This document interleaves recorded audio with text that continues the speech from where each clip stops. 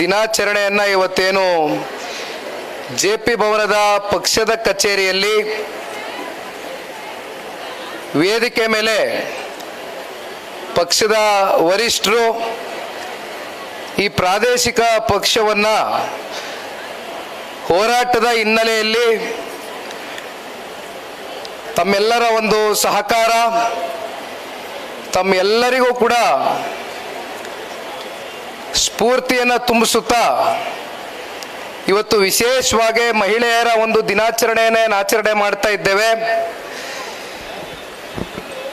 ಇದು ಬಹುಶಃ ನನ್ನ ಅಭಿಪ್ರಾಯದಲ್ಲಿ 365 ದಿನದಲ್ಲಿ ಪ್ರತಿನಿತ್ಯ ಕೂಡ ಮಹಿಳೆಯರ ದಿನಾಚರಣೆಯನ್ನು ಹೃದಯದಲ್ಲಿ ಆಚರಣೆ ಮಾಡಬೇಕು. ನಾವು ಕೇವಲ ಒಂದಿನ ಮಾಡ್ತಕ್ಕಂಥದ್ದಲ್ಲ.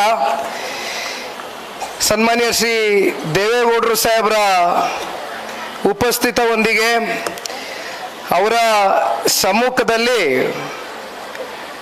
ಇವತ್ತು ಈ ಕಾರ್ಯಕ್ರಮ ಬೆಳಗ್ಗೆ 11:30 ಗಂಟೆಗೆ ನಿಗದಿಯಾಗಿತ್ತು. ಆದರೆ ಈಗಾಗಲೇ ಹತ್ತತ್ರ 2:15 ಗಂಟೆ ಮಧ್ಯಾಹ್ನ ಆಗ್ತಾ ಬಂದಿದೆ. ನಾನು ಹೆಚ್ಚಿಗೆ ಸಮಯ ತಗೊಳ್ಳೋದಿಲ್ಲ. ಅದಕ್ಕೆ ಕಾರಣ ಇದು ಮಹಿಳೆಯರ ದಿನಾಚರಣೆ. ಮಹಿಳೆಯರಿಗೆ ಮೊದಲನೇ ಆದ್ಯತೆಯನ್ನು ಕೊಡಬೇಕು ಅಂತಕ್ಕಂಥ ಹಿನ್ನೆಲೆಯಲ್ಲಿ ನಮ್ಮ JDLP ನಾಯಕರು ಕೂಡ ವೇದಿಕೆ ಮುಂಭಾಗದಲ್ಲೇ ಕುರ್ಚಿ ಹಾಕೊಂಡು ಕೂತಿದ್ದಾರೆ. ಅಷ್ಟೇ ಅಲ್ಲ, ಮತ್ತೊಬ್ಬರು ಮಾಜಿ ಸಚಿವರು ಪಕ್ಷವನ್ನು ಉತ್ತರ ಕರ್ನಾಟಕ ಇರಬಹುದು, ನಮ್ಮ ಕಲ್ಯಾಣ ಕರ್ನಾಟಕ ಅಂತಕ್ಕಂಥದ್ದು ನಾವೇನು ಕರಿತೇವೆ, ವಿಶೇಷವಾಗಿ ಆ ಭಾಗದಲ್ಲಿ ಪಕ್ಷದ ಸಂಘಟನೆಗೆ ಪಕ್ಷವನ್ನು ಬಲವರ್ಧನೆ ಮಾಡ್ತಕ್ಕಂಥ ದೃಷ್ಟಿಯಿಂದ ಅವರ ಸಮಯವನ್ನು ಮೀಸಲಿಟ್ಟು ಅವರ ಅನುಭವವನ್ನು ದಾರಿ ಎರಿತಕ್ಕಂಥ ಕೆಲಸವನ್ನು ಮಾಡ್ತಾ ಇರ್ತಕ್ಕಂಥ ನಾಡಗೌಡರು ಸಾಹೇಬ್ರೆ, ಮತ್ತೊಬ್ಬರು ಬಹುಶಃ ಈ ಪಕ್ಷದ ಕಚೇರಿಯಲ್ಲಿ ಒಂದು ಶಿಸ್ತು ಮತ್ತು ಪಕ್ಷದ ಕಚೇರಿಗೆ ಪ್ರತಿಯೊಬ್ಬರಿಗೂ ಒಂದು ಹೊಸ ಚೈತನ್ಯ ಬರ್ತಕ್ಕಂಥ ನಿಟ್ಟಿನಲ್ಲಿ ಯಾರಾದರೂ ಏನೂ ನಿರೀಕ್ಷೆಗಳಿಲ್ದಿಲ್ಲ, ಸನ್ಮಾನ್ಯ ದೇವೇಗೌಡರು ಸಾಹೇಬ್ರ ಸಮಕಾಲದವರು ಅವರ ಜೊತೆಯಲ್ಲಿ ಕಳೆದ 35-40 ವರ್ಷಕ್ಕೂ ದೀರ್ಘಕಾಲ ಹೆಜ್ಜೆಯನ್ನು ಹಾಕುತ್ತಾ ಮಾಜಿ ವಿಧಾನ ಪರಿಷತ್ನ ಸದಸ್ಯರು ಹಿರಿಯಕರಾಗಿರ್ತಕ್ಕಂಥ ತಿಪ್ಪೇಸ್ವಾಮಣ್ಣ ಅವರ ಪಾತ್ರ ಪಕ್ಷ ಕಟ್ತಕ್ಕಂಥದ್ದಕ್ಕೆ ಬಹಳ ದೊಡ್ಡ ಪಾತ್ರ ಅಂತಕ್ಕಂಥದ್ದನ್ನು ನಾವು ಯಾರೂ ಕೂಡ ಅದನ್ನು ಅಲುಗಳೆಯೋಕ್ಕಾಗೋದಿಲ್ಲ. ಈಗ ತಾನೇ ಬೆಂಗಳೂರು ನಗರದ ಅಧ್ಯಕ್ಷರು ಸ್ವಲ್ಪ ಕಠಿಣವಾಗಿ ಮಾತನಾಡ್ತಾರೆ.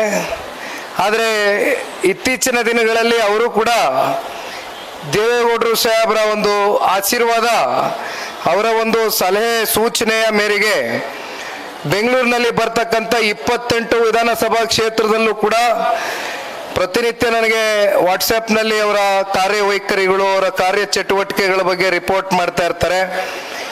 ತಾವು ಒಳ್ಳೆ ಹೆಜ್ಜೆಯನ್ನು ಇಟ್ಟಿದ್ದೀರಿ ರಮೇಶ್ ಗೌಡ್ರೆ, ಆದರೆ ದಯಮಾಡಿ ನಿಮ್ಮಲ್ಲಿ ಒಂದು ಕೇಳ್ಕೊಳ್ತಕ್ಕಂಥದ್ದು, ಯಾಕೆಂದರೆ ನಾನು ಭಾಳ ಚಿಕ್ಕ ವಯಸ್ಸು, ನನಗೇನು ಭಾಳ ದೊಡ್ಡ ವಯಸ್ಸೇನಾಗಿಲ್ಲ, ಆದರೂ ಸಣ್ಣ ವಯಸ್ಸಲ್ಲಿ 3 ಚುನಾವಣೆಗಳಲ್ಲೂ ಎಡವಿದ್ದೀವಿ. ಅದಕ್ಕೋಸ್ಕರ ಎಡವಿದ್ದೀವಿ ಅಂದರೆ ಅದಕ್ಕೆ ನಾನಾ ಕಾರಣಗಳಿದೆ. ಅಲ್ಲಿ ವೈಯಕ್ತಿಕವಾಗಿ ಇಲ್ಲ, ನಮ್ಮ ತಾಯಿಯವರು ಬಿಡು ಅಂತಾರೆ, ಇರಲಿ ಒಂದು ನಿಮಿಷ ಮುಗಿಸ್ತೀನಿ. ಈಗ ನಾನಾ ಕಾರಣಗಳು, ರಾಜಕಾರಣದ ಸನ್ನಿವೇಶಗಳು, ಆಯಾ ಸಂದರ್ಭಗಳು, ಇವೆಲ್ಲವೂ ಕೂಡ ಕಾರಣಗಳಾಗ್ತವೆ. ಚುನಾವಣೆಯಲ್ಲಿ ಏಳು ಬೀಳು ಅಂತಕ್ಕಂಥದ್ದು ಸರ್ವೇ ಸಾಮಾನ್ಯ. ಆದರೆ ಒಂದು ದಯಮಾಡಿ ತಾಳ್ಮೆಯನ್ನು ಕಳ್ಕೊಳ್ಬಾರ್ದು.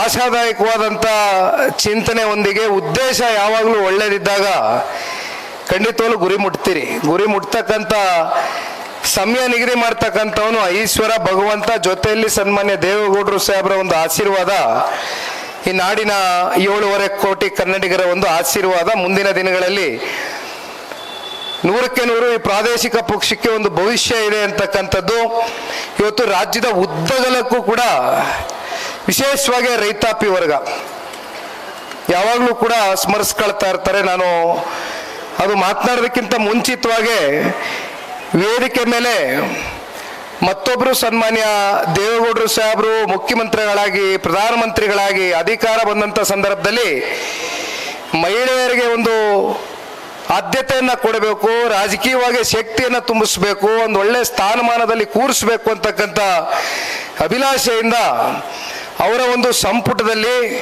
ಇಲ್ಲಿ ನಮ್ಮ ತಾಯಿ ಸಮಾನರಾಗಿರ್ತಕ್ಕಂಥ ಲೀಲಮ್ನವರು ಅತ್ಯಂತ ಅನುಭವಿಗಳು, ಸಚಿವರಾಗಿ ಈ ರಾಜ್ಯವನ್ನು ಪ್ರತಿನಿಧಿಸಿರ್ತಕ್ಕಂಥ ಉದಾಹರಣೆ ಇವತ್ತು ನಮ್ಮ ಕಣ್ಣು ಮುಂದೆ ಇದೆ.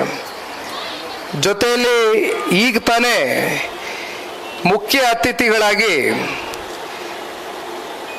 ಕವಿಗಳು, ಸಮಾಜ ಸುಧಾರಕರು ಅಂತಕ್ಕಂಥದ್ದನ್ನ ನಾನು ಕರೀಲಿಕ್ಕೆ ಇಚ್ಛಪಡ್ತೇನೆ. ಅದಕ್ಕೆ ಕಾರಣ ಯಾವ ರೀತಿ ನಮ್ಮ ಇಲ್ಲಿ ಸೇರಿರ್ತಕ್ಕಂಥ ಎಲ್ಲ ನಮ್ಮ ಪಕ್ಷದ ಹೆಣ್ಣುಮಕ್ಕಳುಗಳು ಯಾವ ರೀತಿ ಒಂದು ಹೆಜ್ಜೆಯನ್ನು ಹಾಕಬೇಕು, ಸಮಾಜದಲ್ಲಿ ಯಾವ ರೀತಿ ನಿಮ್ಮ ತನವನ್ನು ಒಂದು ಗಟ್ಟಿಯಾಗಿ ಒಂದು ನೆಲೆಯನ್ನು ಊರಬೇಕು ಅಂತಕ್ಕಂಥದ್ರ ಬಗ್ಗೆ ಬಹಳ ಸ್ಪಷ್ಟವಾದಂಥ ಸಂದೇಶವನ್ನು ಬಹುಶಃ ಹತ್ತತ್ರ ಒಂದು 20-25 ನಿಮಿಷಗಳ ಕಾಲ ಬಹಳ ಸ್ಪಷ್ಟವಾಗಿ ಮಾತನಾಡಿದ್ದಾರೆ. ಪ್ರತಿಭಾ ನಂದಕುಮಾರ್ ಅಮ್ಮ ಅವರು, ಅವ್ರನ್ನ ಮೊದಲನೇ ಬಾರಿ ನಾನು ಭೇಟಿ ಮಾಡ್ತಾ ಇದ್ದೇನೆ. ಈಗಾಗಲೇ ಸಾಕಷ್ಟು ಡೇಟಾ ಅನಾಲಿಸಿಸ್ ತಗೊಂಡ್ಬಂದಿದ್ದಾರೆ, ಕೈಯಲ್ಲಿ ತುಂಬ ಹೋಮ್ವರ್ಕ್ ಮಾಡ್ಕೊಂಡು ಬಂದಿದ್ದಾರೆ. ಆದರೆ ಅವ್ರಿಗೆ ಸಮಯ ಸಾಕಾಗಿಲ್ಲ ಅಂತ ಹೇಳ್ತಾ ಇದ್ರು. ಆದರೆ ಅದರಲ್ಲಿ ಒಂದು ವಿಚಾರ ಅವರು ನನಗೆ ತೋರಿಸ್ತಾ ಇದ್ರು, ನಿಮಗೂ ಕೂಡ ಅದನ್ನು ಪ್ರಸ್ತಾವನೆ ಮಾಡಿದರು. ಇವತ್ತು ನಮ್ಮ ದೇಶ ಅಭಿವೃದ್ಧಿಯ ದಿಕ್ಕಿನಲ್ಲಿ ಸಾಗುತ್ತಾ ಇದೆ. ಆರ್ಥಿಕವಾಗಿ 3ನೇ ಸ್ಥಾನದಲ್ಲಿ ಇವತ್ತು ಭಾರತ ರಾಷ್ಟ್ರ ಇವತ್ತು ಮುನ್ನುಗ್ತಾ ಇರ್ತಕ್ಕಂಥದ್ದನ್ನು ನಾವು ನೋಡಿದ್ದೇವೆ. ಹಲವಾರು ಕ್ಷೇತ್ರಗಳಲ್ಲಿ ಇವತ್ತು ಇಂಡಸ್ಟ್ರೀಸ್ ತಗೊಳ್ಳಿ, ಸರ್ವಿಸ್ ಸೆಕ್ಟರ್ ತಗೊಳ್ಳಿ, ಈ ರೀತಿ ಹಲವಾರು ಕ್ಷೇತ್ರಗಳಲ್ಲಿ ಗೌರವಾನ್ವಿತ ಶ್ರೀ ನರೇಂದ್ರ ಮೋದಿಜಿ ಅವರ 10 ವರ್ಷದ ಆಡಳಿತ ವೈಖರಿ ಬಹುಶಃ ನಾವೆಲ್ಲರೂ, ಎಲ್ಲ ಭಾರತೀಯರು ಕೂಡ ಮೆಚ್ಕೊಳ್ತಕ್ಕಂಥದಕ್ಕೆ ಮೊನ್ನೆ ನಡೆದಂಥ ಲೋಕಸಭಾ ಚುನಾವಣೆ ಸಾಕ್ಷಿ.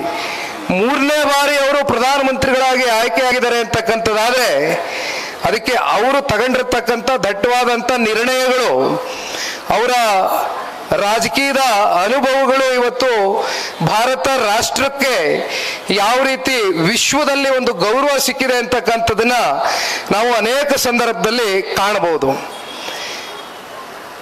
ಒಂದು ನಾನು ಈ ಸಂದರ್ಭದಲ್ಲಿ ನೆನೆಸ್ಕೊಳ್ಳಿಕ್ಕೆ ಇಷ್ಟಪಡ್ತೇನೆ, ಈ ವೇದಿಕೆಯಲ್ಲಿ ಅವರಿಲ್ಲ, ಅವರು ಎಂದೂ ಕೂಡ ಸಾರ್ವಜನಿಕ ಬದುಕಿನಲ್ಲಿ ಗುರುತಿಸ್ಕೊಂಡಕ್ಕಂಥ ವ್ಯಕ್ತಿತ್ವನೂ ಅಲ್ಲ. ಶ್ರೀಮತಿ ಚೆನ್ನಮ್ಮನವರು, ನಮ್ಮ ಅಜ್ಜಿ, ಸನ್ಮಾನ್ಯ ದೇವೇಗೌಡರು ಸಾಹೇಬರ ಧರ್ಮಪತ್ನಿ. ಬಹುಶಃ ಇವತ್ತೇನಾದರೂ ದೇವೇಗೌಡರು ಸಾಹೇಬರು ಈ ದೇಶದ ಪ್ರಧಾನಮಂತ್ರಿಗಳಾಗಿ, ರಾಜ್ಯದ ಮುಖ್ಯಮಂತ್ರಿಗಳಾಗಿ, ನೀರಾವರಿ ಸಚಿವರಾಗಿ, PWD ಸಚಿವರಾಗಿ ಕೇವಲ 3.5 ವರ್ಷ ಅಷ್ಟೇ ಅವಧಿ ಅಧಿಕಾರವನ್ನು ಅನುಭವಿಸಿದಂಥವ್ರು, ಮಿಕ್ಕಿದ ಸಂಪೂರ್ಣ ಕಾಲ ವಿರೋಧ ಪಕ್ಷದ ಸ್ಥಾನದಲ್ಲೇ ಕುಳಿತಂಥವ್ರು. ಅವರಿಗೆ ರಾಜಕೀಯವಾಗಿ ಶಕ್ತಿಯನ್ನ ತುಂಬಿಕೊಟ್ಟವರು. ಅದರಲ್ಲೂ ವಿಶೇಷವಾಗಿ ಚೆನ್ನಮ್ಮನವ್ರನ್ನ ನಾನು ಯಾಕೆ ನೆನೆಸ್ಕೊಳ್ತೀನಿ ಅಂತಕ್ಕಂಥದ್ದಾದ್ರೆ, ಈ ವೇದಿಕೆಯಲ್ಲಿ ನಮ್ಮ ತಂದೆಯವರು ಯಾವಾಗಲೂ ಹೇಳ್ತಾ ಇರ್ತಾರೆ, ಅವ್ರು ಚಿಕ್ಕ ವಯಸ್ಸಲ್ಲಿ ಬೆಳಿಬೇಕಾದ್ರೆ ಏನು ಸನ್ಮಾನ್ಯ ದೇವೇಗೌಡರು ಸಾಹೇಬ್ರ ಬಳಿ ಹಳ್ಳಿಗಳಿಂದ ಜನ ಅವ್ರನ್ನ ಹುಡ್ಕೊಂಡು ಬರ್ತಾ ಇದ್ರು.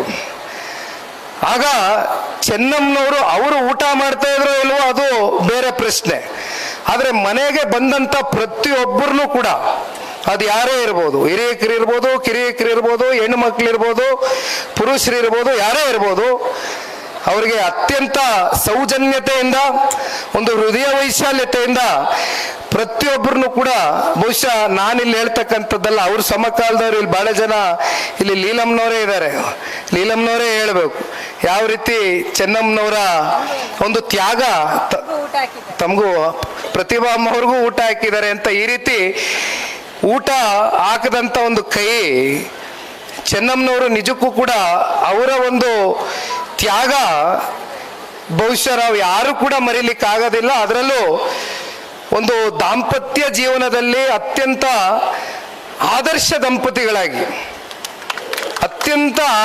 ದಂಪತಿಗಳಾಗಿ ದೀರ್ಘಕಾಲ, ಈಗಲೂ ಕೂಡ ನಾನು ನೋಡಿದ್ದೀನಿ, ಮನೆಗೆ ಹೋದರೆ ರಾತ್ರಿ 8 ಗಂಟೆನಲ್ಲಿ, ಈಗ ಒಂದು ಸ್ವಲ್ಪ ಅವ್ರಿಗೆ ಆರೋಗ್ಯದಲ್ಲಿ ಒಂದು 2 ತಿಂಗಳಿಂದ ಸಣ್ಣದಾಗಿ ಏರುಪೇರು ಆಗಿದೆ, ಆದರೂ ಕೂಡ ದೊಡ್ಡವ್ರ ಜೊತೆ ಕೂತ್ಕೊಂಡು ಊಟ ಮಾಡ್ತಾರೆ. ಮನೆಗೆ ಯಾರು ಬಂದರೆ ಮೊದಲು ಕಾಫಿ ಕೊಡಿಸಿ, ತಿಂಡಿ ಆಯ್ತಾ, ಊಟ ಮಾಡಿ, ಹೆಣ್ಮಕ್ಳು ಯಾರು ಬಂದರೆ ಅರ್ಶಿನ ಕುಂಕುಮ ಕೊಟ್ಟು ಸೀರೆ ಕೊಟ್ಟು ಕಳಿಸ್ತಾರೆ.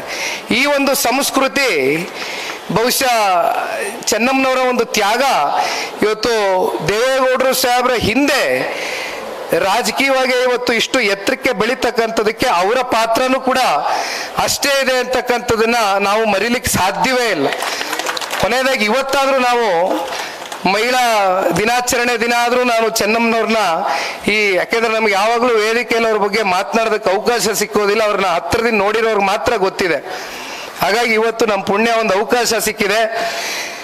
ಈಗ ತಾನೇ ನಮ್ಮ ತಾಯಿಯವರು ಶ್ರೀಮತಿ ಅನಿತಾ ಕುಮಾರಸ್ವಾಮಿ ಅವರು 2 ಬಾರಿ ಶಾಸಕಿಯಾಗಿ ಮಧುಗಿರಿಯ ಉಪಚುನಾವಣೆ, ಬಾಬಣ್ಣವ್ರು ಇಲ್ಲೇ ಕೂತಿದ್ದಾರೆ ಎದುರುಗಡೆ, ಅವರೆಲ್ಲ ಉಪಚುನಾವಣೆ ನಡೆಸ್ತವ್ರು. ನಾನು 17 ವರ್ಷದ ಹುಡುಗ. ಆಗ ಅವ್ರೇನು ಅನಿತಾ ಕುಮಾರಸ್ವಾಮಿ ಅವರು ರಾಜಕಾರಣಕ್ಕೆ ಬರಬೇಕು ಅಂತ ಇರಲಿಲ್ಲ. ಆದರೆ ರಾಜಕಾರಣದ ಸನ್ನಿವೇಶ ಅವತ್ತು ಪಕ್ಷದ ಕಾರ್ಯಕರ್ತರನ್ನ ಉಳಿಸ್ಬೇಕು ಅಂತಕ್ಕಂಥ ನಿಟ್ಟಿನಲ್ಲಿ ತಗೊಂಡಂಥ ತೀರ್ಮಾನ ಬಹುಶಃ 3-3.5 ಸಾವಿರ ಅಂತರದಲ್ಲಿ ಅತ್ಯಂತ ಪ್ರಭಾವಿ ನಾಯಕರನ್ನೇ ಅವತ್ತು ನೀವು ಪರಾರ್ಜಿತಗೊಳಿಸಿದ್ದೀರಿ. ನಿಮ್ಮ ಶಕ್ತಿ ಏನು ಅಂತ ಇಡೀ ರಾಜ್ಯ ನೋಡಿದೆ. ರಾಮನಗರದಲ್ಲೂ ಕೂಡ ಶಾಸಕಿಯಾಗಿ ಕೆಲಸ ಮಾಡಿದ್ದಾರೆ. ಅಷ್ಟೇ ಅಲ್ಲ, ಇಂದಿನ ನಮ್ಮ 18 ಜನ ಶಾಸಕರ ಪೈಕಿ ಶಿವಮೊಗ್ಗ ಜಿಲ್ಲೆಯಿಂದ ಇವತ್ತು ಶಾರದಮ್ಮನವರು, ಮತ್ತೊಬ್ಬರು ಉತ್ತರ ಕರ್ನಾಟಕ ಭಾಗದಿಂದ, ಕಲ್ಯಾಣ ಕರ್ನಾಟಕದಿಂದ ಕರಿಯಮ್ಮನವರು, ಇಬ್ಬರು ಶಾಸಕಿಯರು ಕೂಡ ಬಹಳ ಅಚ್ಚುಕಟ್ಟಾಗಿ ಶಾಸಕ ಸ್ಥಾನಕ್ಕೆ ಗೌರವ ತಗೊಂಡು ಬರ್ತಕ್ಕಂಥ ನಿಟ್ಟಿನಲ್ಲಿ ಕೆಲಸ ಮಾಡ್ತಾ ಇದ್ದಾರೆ. ನಮ್ಮ ಪಕ್ಷದ ಚಿಹ್ನೆನೇ ತೆನೆ ಹೊತ್ತ ರೈತ ಮಹಿಳೆ. ಮಹಿಳೆಯರಿಗೆ ಮಾತ್ರ ಭಾರವನ್ನ ಹೆಗಲ ಮೇಲೆ ಹೊರಿಸ್ತಕ್ಕಂಥದ್ದಕ್ಕೆ ಆ ಶಕ್ತಿ ಕೊಟ್ಟಿರ್ತಕ್ಕಂಥದ್ದು ಭಗವಂತ. ಯಾವ ಮುಟ್ಟಾಳ ಮಹಿಳೆಯರು ಕಣ್ಣಲ್ಲಿ ನೀರು ಹಾಕ್ತಾರೆ ಅಂತ ಹೇಳ್ತಾರ ನನಗಂತೂ ಗೊತ್ತಿಲ್ಲ, ನಾನು ಒಪ್ಪೋದಿಲ್ಲ. ಯಾಕೆಂದ್ರೆ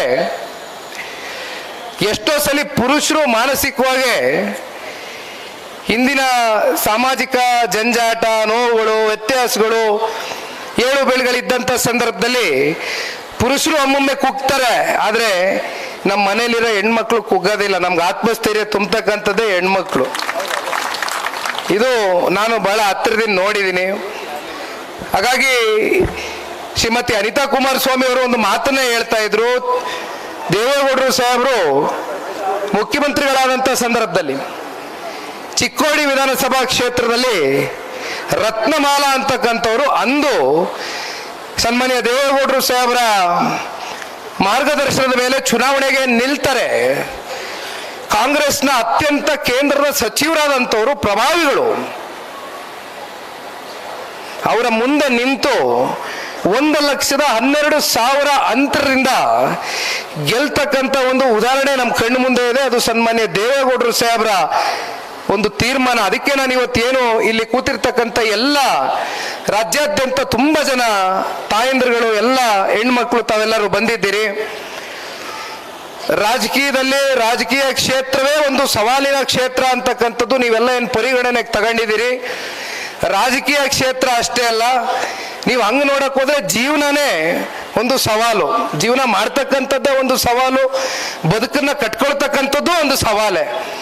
ಆದರೆ ಇವತ್ತು ನೀವು ಬಂದು ರಾಜಕೀಯ ಕ್ಷೇತ್ರದಲ್ಲಿ ಮುಂದೆ ಬಂದು ಇವತ್ತು ನಿಂತು ಒಂದು ಪಕ್ಷದ ಜೊತೆಯಲ್ಲಿ ಪಕ್ಷದ ಸಿದ್ಧಾಂತವನ್ನು ಒಪ್ಪಿ ನಿಂತು ಇವತ್ತು ಇಷ್ಟರ ಮಟ್ಟಕ್ಕೆ ಸಮಯವನ್ನು ಕೊಟ್ಟು, ಇಲ್ಲ ನಾನು ದೇವೇಗೌಡರು ಸಾಹೇಬರ ಪಕ್ಷವನ್ನ ಬೆಳೆಸ್ತೇವೆ, ಉಳಿಸ್ತೇವೆ, ಸನ್ಮಾನ್ಯ ಕುಮಾರಣ್ಣ ನಾಯಕತ್ವಕ್ಕೆ ಒಂದು ಗೌರವವನ್ನು ತಗೊಂಡು ಬರ್ತೇವೆ ಅಂತಕ್ಕಂಥ ಪ್ರಾಮಾಣಿಕ ಪ್ರಯತ್ನವನ್ನು ಏನು ತಾವು ಮಾಡ್ತಿದ್ದೀರಿ. ಒಂದು ಮಾತು ನಮ್ಮ ತಾಯಂದ್ರಲ್ಲಿ ಹೇಳ್ತಾನೆ. ಈಗ ಶೈಲಜಮ್ಮನವರು ಒಂದು ಮಾತು ಹೇಳ್ತಾ ಇದ್ರು. ಬೆಂಗಳೂರು ನಗರದ ಮಹಿಳಾ ಘಟಕದ ಅಧ್ಯಕ್ಷರು ಮತ್ತೆ ರಶ್ಮಿ ಅಕ್ಕ ಅವರು ಇಲ್ಲೇ ಕೂತಿದ್ದಾರೆ. ಪ್ರಾರಂಭದಲ್ಲಿ ರಶ್ಮಿ ಅಕ್ಕ ಅವರು ಮಾತನಾಡಿದ್ರು. ಅವರ ಶ್ರಮ ಇವತ್ತೇನು ಈ ಕಾರ್ಯಕ್ರಮ ನೆರವೇರ್ತಕ್ಕಂಥದಕ್ಕೆ ಸ್ವಾಭಾವಿಕವಾಗಿ ಇತ್ತೀಚಿನ ದಿನಗಳಲ್ಲಿ ಅನಿತಾ ಕುಮಾರಸ್ವಾಮಿ ಅವರೆಲ್ಲೂ ಸಾರ್ವಜನಿಕ ವೇದಿಕೆ ಹಂಚ್ಕೊಳ್ಳೋದಿಲ್ಲ. ಆದರೆ ಇವತ್ತು ಅವ್ರು ಏನಾದ್ರು ಬಂದಿದ್ದಾರೆ ಅಂದರೆ ಅದು ರಶ್ಮಿ ಅಕ್ಕ ಅವರು ಬಹುಶಃ ಮೊನ್ನೆ ನಮ್ಮ ನಿವಾಸಕ್ಕೆ ಬಂದು ನೀವು ಬರಲೇಬೇಕು ಅಂತ ಬಿಗಿಪಟ್ಟಿಡಿದ್ರು. ಎಲ್ಲ ಅವರ ಜೊತೆಯಲ್ಲಿ ಎಲ್ಲ ಸಹಪಾಠಿಗಳು ಬಂದು ಕರೆದ್ರು. ಹಾಗಾಗಿ ದಯಮಾಡಿ ರಾಜಕೀಯ ಕ್ಷೇತ್ರದ ಸವಾಲುಗಳು ಇದೆ, ಇಲ್ಲ ಅಂತ ನಾನು ಹೇಳೋದಿಲ್ಲ. ಆದರೆ ಒಂದು, ಇವತ್ತು ಈ ರಾಷ್ಟ್ರವನ್ನಾಗಲಿ ಈ ರಾಜ್ಯವನ್ನಾಗಲಿ ಒಂದು ಅಭಿವೃದ್ಧಿಯ ದಿಕ್ಕಿಗೆ ಅಥವಾ ಒಂದು ನಿರ್ಣಾಯಕ ದಿಕ್ಕಿಗೆ ತಗೊಂಡು ಹೋಗ್ತಕ್ಕಂಥ ಶಕ್ತಿ ಇರ್ತಕ್ಕಂಥದ್ದೇ ನಾಡಿನ ಹೆಣ್ಮಕ್ಳ ಒಂದು ಕೈಯಲ್ಲಿ ಅಂತಕ್ಕಂಥದನ್ನ ಈ ಸಂದರ್ಭದಲ್ಲಿ ನೀವು ಕೂಡ ಮನದಟ್ಟನ್ನು ಮಾಡ್ಕೊಂಡು ದಯಮಾಡಿ ಇವತ್ತು ನಾಡಿನ ಹೆಣ್ಮಕ್ಳು ಇವತ್ತು ಎಷ್ಟು ಸಂಕಷ್ಟದಲ್ಲಿದ್ದಾರೆ ಅಂತಕ್ಕಂಥದ್ದನ್ನು ನೋಡ್ತಾ ಇದ್ದೇವೆ. ಇವತ್ತು ಹಳ್ಳಿಗಳಲ್ಲಿ ಹೆಣ್ಣುಮಕ್ಕಳ ಪರಿಸ್ಥಿತಿಗಳು ಏನಾಗಿದೆ, ಇವತ್ತು ಸಬಲೀಕರಣದ ಬಗ್ಗೆ, ಮಹಿಳೆಯರ ಸಬಲೀಕರಣದ ಬಗ್ಗೆ ತಾವು ಮಾತನಾಡ್ತಾ ಇದ್ರಿ ಅಮ್ಮ. ಸಬಲೀಕರಣ ಅಂತಕ್ಕಂಥದ್ದು ಇವತ್ತು ತಾತ್ಕಾಲಿಕವಾಗಿ ತಿಂಗಳ ಖಾತೆಗಳಿಗೆ ದುಡ್ಡು ಬರ್ತಕ್ಕಂಥದ್ದಲ್ಲ. ನಿಜವಾದ ಸಬಲೀಕರಣ ಏನು ಸನ್ಮಾನ್ಯ ದೇವೇಗೌಡರು ಸಾಹೇಬರು ಇಷ್ಟೊತ್ತು ಎಲ್ಲರೂ ಮಾತನಾಡಿದರು. ಅವರು ಪ್ರಧಾನಮಂತ್ರಿಗಳಾದಂಥ ಸಂದರ್ಭದಲ್ಲಿ 33% ರಿಸರ್ವೇಶನ್ ವಿಧೇಯಕ ಮಂಡನೆಯನ್ನು ಮಾಡಬೇಕು ಅಂತಕ್ಕಂಥ ತೀರ್ಮಾನವನ್ನು ಏನು ತೆಗೆದುಕೊಂಡಿದ್ರು. ಅಂದು ರಾಜ್ಯಸಭೆಯಲ್ಲಿ ಅನುಮೋದನೆ ಆಯಿತು, ಆದರೆ ಲೋಕಸಭೆಯಲ್ಲಿ ಅವರ ಮಿತ್ರ ಪಕ್ಷದವರೇ ಅದನ್ನು ಅಂಗೀಕಾರ ಮಾಡಿದರು.